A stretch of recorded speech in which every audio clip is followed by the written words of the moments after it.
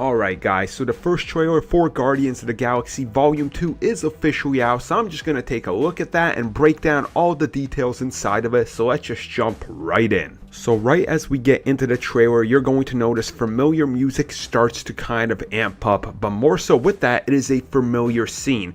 This is of course the interior of the Milano, which is of course the ship that the Guardians of the Galaxy use. Now I will be back to talk about the Milano in just a second. The scene right after that features a zoom in shot of this, and it says spacesuits for emergency, and underneath it obviously says or for fun. Now I think this ties in with the Milano, which once again I'm going to talk about as the trailer keeps going to what my theory is.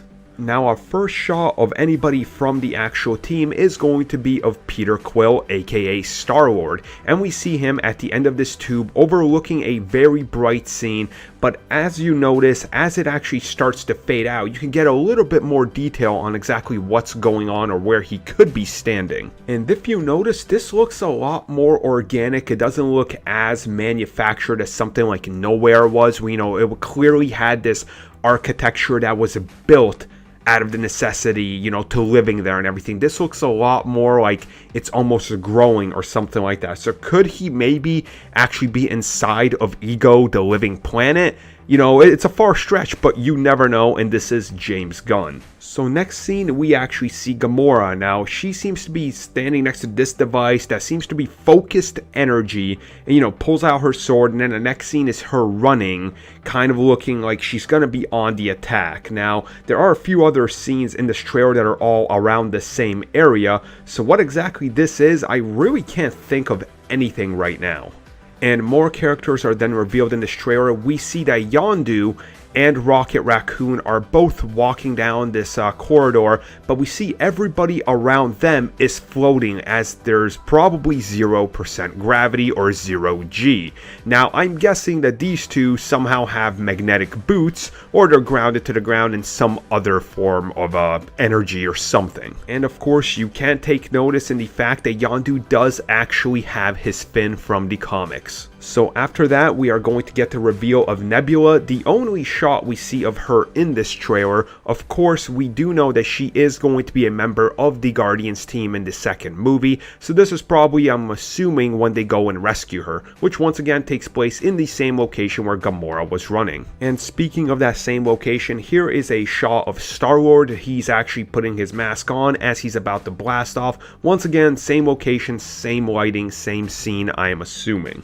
Next up, we get a scene of a bunch of people flying up. They look distraught, almost like gravity has been disconnected. They've been thrown just, out of normal space. They're just losing, they're freaking out because, they could die if they get out of the boundaries of where the atmosphere for the place is. So I think this one is tied in with the scene we saw previously of, people just floating. Now, this next scene, we see the, members of the Guardians. We see Star-Lord, we see Drax, and we see Gamora all walking away. We see Gamora looking back, and what exactly is behind them? That just so happens to be the Milano, which is, of course, their ship.